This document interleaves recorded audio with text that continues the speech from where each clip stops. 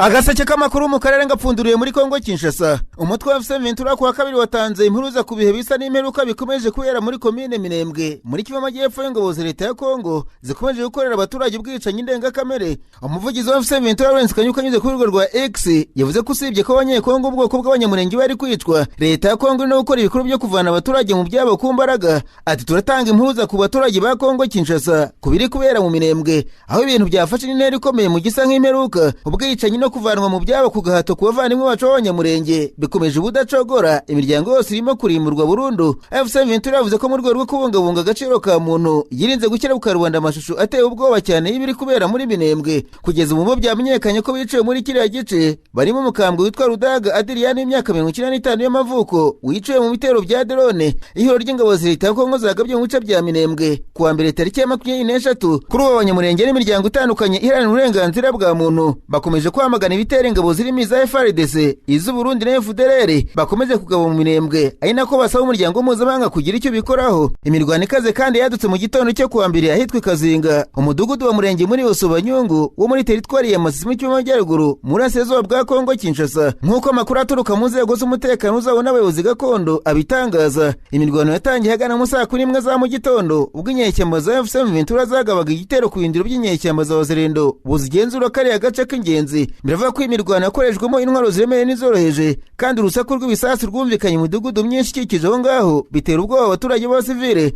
nk'uko ikinyamakuru Activités cyabyanditse. Amakuru akomeza avuga ko inyeshyamba za M23 zishaka kongera kwigarura Kazinga yafashwe n'inyeshyamba za Wazalendo mu byumweru bike bishize. Nararanganije amaso ibinyamakuru byandikirwa muri Uganda, abanyamakuru bakiza amakaramu ku mpapuro barandika. Muratswa bashyiramo y'amategeko muri Uganda Law Society na East African Law Society yaregeye urukiko rwa Afurika y'Iburasirazuba arusaba gutesha agaciro amatora ya perezida bayo ku itariki ya 15 ukwezi kwa gatatu uko atubahirije uburenganzira bwa muntu muri iki gihugu. Mu kirego y'amashyirahamwe yavuze ko komisiyo y'amatora ya Uganda yirengagije nkana ibirebwaho kugira ngo ikintu cyitwa amatora, kugeza ubwo bavuga ko ibyabaye bihabanye n'amahame agenga amatora muri Afurika y'Iburasirazuba na amatora yatsinzwe na perezida Museveni umaze imyaka 40 ku butegetsi. Binavuga ko nta uva bazabusigira umuhungu Jeanne Muhoozi Rugaba. Aya mashyirahamwe yavuze ko mu gihe cy'amatora ndetse nyuma yayo inzego za leta zakoraga ibintu bihanye n'umwuka w'amatora kandi bibangamiye abaturage. Nyuma y'aya matora umwe wayitabira urwanya ubutegetsi cyagoranye Robert Senta Marias Boboene yavuze ko yafungiwe mu rugo n'inzego z'umutekano. Ikinyamakuru Daily Monitor cyavuze ko bwana Boboene kuri uri muri Amerika avuga ko uryo yacitse izo nzego bigoye gusobanura kandi byamika ubusa inzego z'umutekano za Uganda, ariko bikanerekana uko amashyaka mu gihugu yarambi ubutegetsi bwa perezida Museveni. Abanyamategeko barizo ko komisiyo y'amatora y'u Rwanda itigenga ndetse ko amatora aranzwe n'utunenge ku buryo bigoye kwemera ibyo yavuyemo.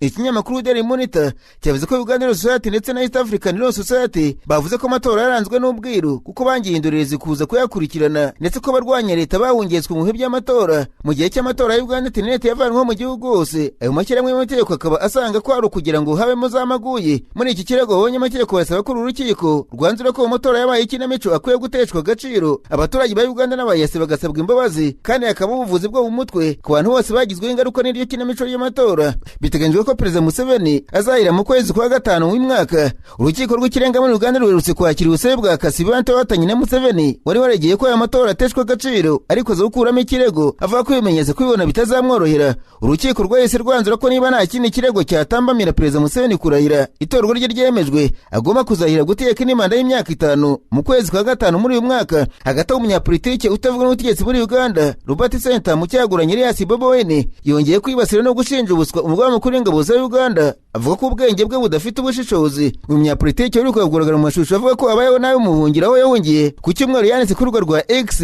ashinja umugaba mukuru w'ingabo za Uganda Jeanne Muhoozi Rugaba gukoresha ikinyoma mu kuyobya abantu bamwangisha. Bobi avuga ko Muhoozi yamubeshyeye ko yishe muri ambasade ya Amerika kuva ku itariki ya 30 Mutarama uyu mwaka. Ibi navuga ko nawe bihuriye n'ukuri, ahubwo ko icyo gihe ari guhigwa gukora iwe mu rugo i Kampala ubwo bateraga umuryango we bawubuza aho aherereye. Uyu Bobi akomeza avuga ko inzego z'umutekano za Uganda kuva igihe Museveni yashyirirwaga ku butegetsi mu matora avuga ko yabaye mu buriganya bukomeye ndetse no kwiba amajwi umuryango w'ubutegetsi ubona amahoro n'agahenge bitewe no gurukirwa iterabwoba rigamije kuwugirira nabi. Akomeza agaragaza ko inzego z'umutekano za Uganda zakomeje kwataka urugo rwe aho umuryango w'utuye Kampala avuga ko ibyo bidakwiye kuko byica uburenganzira bw'abatavuga n'ubutegetsi.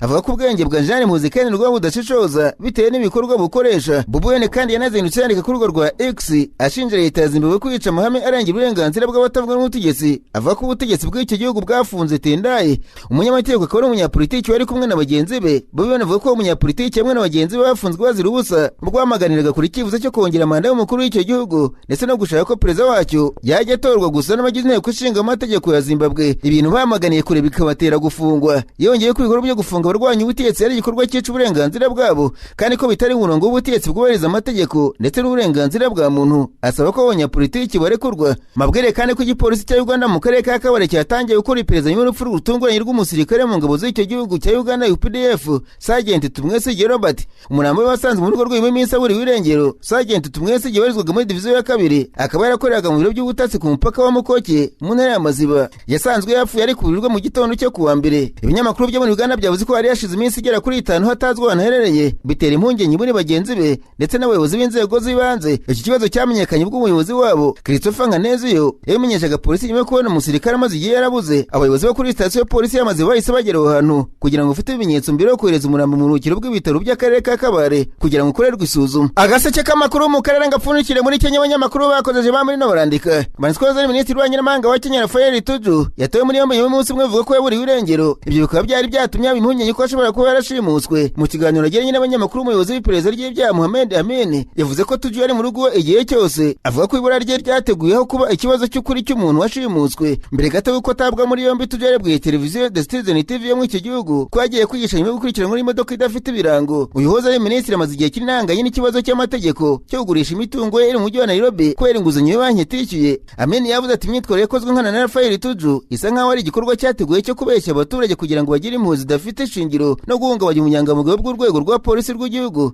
Yongeraho ko polisi ifata gutanga amakuru y'ibinyoma ku bayobozi nk'icyaha gikomeye cyane. Tuju yabwiye ikinyamakuru The Citizen ko amaze kumenya ko arimo gukurikiranwa yahise agana mu muhanda aho byari kugorana kumukurikirana. Amaze gusiga iyo modoka arimo imukurikirana yahise ati imodoka yaraze ko barimo bashaka. Yongeraho ati umuryango wanjye warahungabanye cyane kandi mbona ko ndi umunyamugisha kuko abanyakenya benshi bari wumva zitagaragara nk'uko yabitangaje ashimira abanyakenya n'abanyapolitiki barwanya ubutegetsi bamushyigikiye.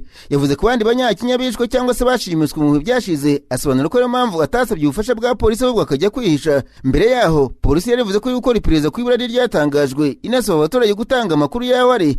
Umuryango we waravuze ko bwana Tuju n'umushoferi baburiwe irengero ubwo bari bagiye mu kiganiro cyane mugoroba kuri radiyo yo kuwa gatandatu. Polisi yavuze ko imodoka ye yabonetse aho yayitaye yaka amatara ku muhanda ahitwa Karen mu gace k'umujyi wa Nairobi. Bavuze ko batashoboye kumubona kuko telefone yari yazimye. Uyu ari minisitiri wakoze imirimo itandukanye muri guverinoma aherutse kuvuga ko polisi benshi bateye imitungo ye i Karen basuhura abakozi be n'abarinzi be maze bigarurira inyubako z'ubucuruzi. Yavuze ko abayobozi bakomeye bari inyuma yo kugerageza kwigarurira imitungo ye. Guverinoma ya Kenya ntacyo yavuze kuri ibyo birego by'uko bashaka kumutwarira imitungo. Urubanza rw'urukiko rureba abatanga inguzanyo bashaka kwishyuza imyenda irenga miliyoni 15 z'amadolari ni miliyoni 11 z'amapawundi ijyanye n'imitungo ifitwe na sosiyete ya Tuju Dar Limited. Yatanze ibirego byinshi ashaka guhagarikisha icyaha ariko byose byaranze kandi aribuze kubona amabwiriza buzwi ko umutungo uhererekanwa kugeza igihe ubusabe bwe bushya bugenzurwa. Ibura rya Tuju ryatumye abayobozi b'amashyaka akomeye muri Kenya arwanya ubutegetsi bavuga ko ashobora kuba yarashimuswe. Guverineri w'akarere ka Siaya James Orengo yari yavuze ko Tuju yashimuswe. Ati dusengere Tuju ko yanyuze mu bintu byinshi. Umudepite Otiende Amoro yavuze ko arimo gusaba ibisubizo ku bayobozi. Icyo gihe yavuze turasaba polisi gukora ibishoboka byose kugira ngo imukurikirane kandi murinde. Twanga ko abantu bashobora gushimuta umuntu wo mu rugo rwe. Mu mahanga mubwire ko igihugu cyari hano cyakanye by'uko cyaba kiri mu biganiro Leta Zimwe za Amerika nyuma y'uko President Donald Trump yavuze ko byabaye ndetse bikaba byaratanze umusaruro mwiza. President w'inteko ishinga amategeko ya Iran Mohamed Bagher Galibaf yavuze ko President Trump arimo gukoresha igitekerezo cy'ibiganiro kugira ngo yikure mu kimwaro Amerika na Israel byishyizemo. Abategetsi bakuru muri Iran bakanye ko igihugu cyabo kigeze kirana ibiganiro na Leta Zimwe za Amerika amasaha make gusa nyuma y'uko President Trump avuze ko habaye ibiganiro byatanze umusaruro bigamije kurangiza intambara. Kwa mbere Bagher Galibaf yatangaje ku nkoranyambaga ko nta biganiro na Amerika byigeze biba. Ku rubuga rwa X uwo munyacyubahiro yavuze ati inkuru z'ibinyoma zirimo gukoreshwa mu kuyobya uburari ku masoko y'imari na ya peteroli no mu kugerageza kwikura mu kimwaro Amerika na Israel byishyizemo. Ibirabura n'ibyari byavuzwe mbere byatangajwe n'umuvugizi wa Minisiteri y'Abanyamahanga ya Iran nawe wahakanye ko ari ibiganiro byigeze biba hagati ya Iran na Amerika. Mu magambo yatangajwe n'ikigo cya leta gishinzwe amakuru muri Iran RNA, Bagher yavuze ko ari ubutumwa bwaturutse mu bihugu bimwe bifitanye umubano mwiza na Iran bujyanye n'ikifuzo cya Amerika cyo kugirana ibiganiro bigamije guhagarika intambara. Ibi biravugwa mu gihe intambara Amerika na Israel irwana na Iran igeze mu cyumweru cya kane aho kwa mbere ingabo za Israel zatangaje ko zagabye ibindi bitero bishya mu murwa mukuru wa Iran Tehran. Iran nayo yakomeje kohereza ibisasu bya misile na drone mu bice bitandukanye by'uburasirazuba bwo hagati ndetse yagarika ingendo z'amato hafi ya zose anyura mu buryo bwa Hormuz, inzira y'ingenzi yo mu nyanja inyuramo hafi kimwe 1/5 cy'ibikomoka kuri peteroli na gazi bikoreshwa ku isi. Ku wa gatandatu Trump yavuze ko zasenye burundu inganda z'amashanyarazi za Iran iramutse idafunguye ubwo buntu bwa Hormuz mu gihe cy'amasaha 48 ngo amato yose atambuke. Icyakora kwa mbere w'iki cyumweru mu gitondo Trump yanditse ku rubuga rwa Truth Social avuga ko aya mabwiriza Minisiteri y'Ingabo ya Amerika yo gusubika ibitero byose byari biteganyijwe ku nganda z'amashanyarazi n'ibikorwa remezo by'ingufu bya Iran mu gihe cy'iminsi 5 mu gihe ari ibiganiro bivuga ko birimo kuba hagati y'impande zombi zihanganye. Mabwire kandi ko mu kiganiro n'abanyamakuru mu ruzinduko ari muri Australia mukuru w'umuryango umwe bw'Uburayi Ursula von der Leyen yashimangiye ko bikenewe cyane ko hagerwa ku mahoro anyuze mu biganiro kugira ngo intambara yo muri Iran irangire. Yavuze ko hangayikishijwe cyane n'iyi ntambara hagati ya Amerika, Israel na Iran. Von der Leyen ari kumwe na Minisitiri w'Intebe wa Australia Anthony Albanese mu murwa mukuru Canberra yavuze ati ni ingenzi cyane ko tugera ku gisubizo kinyuze mu biganiro ndetse bikarangiza imirwano tubona mu burasirazuba bwo hagati. Von der Leyen yavuze ko bimwe mu bihugu by'ubumwe bw'Uburayi birimo kwitegura gufasha mu butumwa bwo kurinda ubunigo bwa Hormuz, umuhoro unyuramo ibikomoka kuri peteroli byinshi. Ati twese tugerwaho n'ingaruka ku biciro bya gazi n'ibikomoka kuri peteroli, ubucuruzi bwacu na sosiyete zacu. Yongeye ko umuhoro unyuramo ubucuruzi ari ingenzi cyane ku miyoboro itaye ingufu ku isi yose. Minisitiri w'Intebe w'Ubuyapani kandi Sanae Takaichi yavuze ko kuwa kane bazatangira gusohora igice cy'ububiko bwabwo bwiva kuri peteroli mu gusubiza ku mpungenge zikomeje kwiyongera zijyanye n'ubucuruzi bwabyo. Mu butumwa yashyize ku rubuga rwa X, Takaichi yavuze ko guhera muri iki cyumweru ku itariki ya 26 tuzatangira gusohora ububiko bw'igihugu. Ubwo butumwa buvuga ko Ubuyapani bwari busanzwe bwaratangiye gukoresha ububiko bw'abikorera mu cyumweru gishize kugira ngo baboneke ingano ikenewe ku gihugu cyose cy'Ubuyapani. Hafi 95% biva kuri peteroli Ubuyapani bukoresha binyura mu muhora wa Hormuz.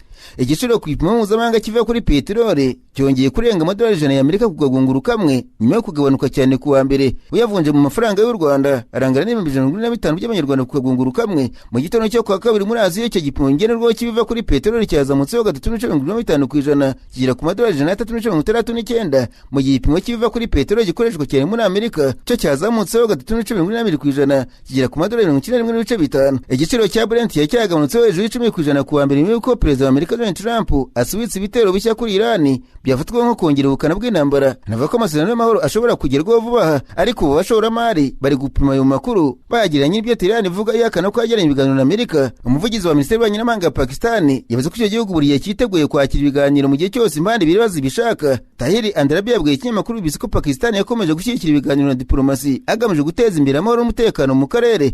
Hari guhihizwa ko abategetsi bo hejuru muri Amerika bashobora guhura n'abategetsi bo muri Iran muri Pakistan. Andrabi ntiyemeje cyangwa se ngo hakare niba hari ibiganiro byigeze biba hagati ya Pakistan n'uruhande rwo rwose kubijyanye no kwakira ibiganiro. Imbere y'ibiro bya Perezida wa Amerika White House byaburiye uko ibintu byifashe bishobora guhindagurika kandi bisaba ko batatangaza uko ari inama zemejwe hagati y'abategetsi bo hejuru muri Amerika na Iran. Nta tangazo na rimwe rirashyirwa ahagaragara riva ko abategetsi ba Pakistan bavuganye n'abategetsi bo hejuru muri Leta Zunze Ubumwe za Amerika.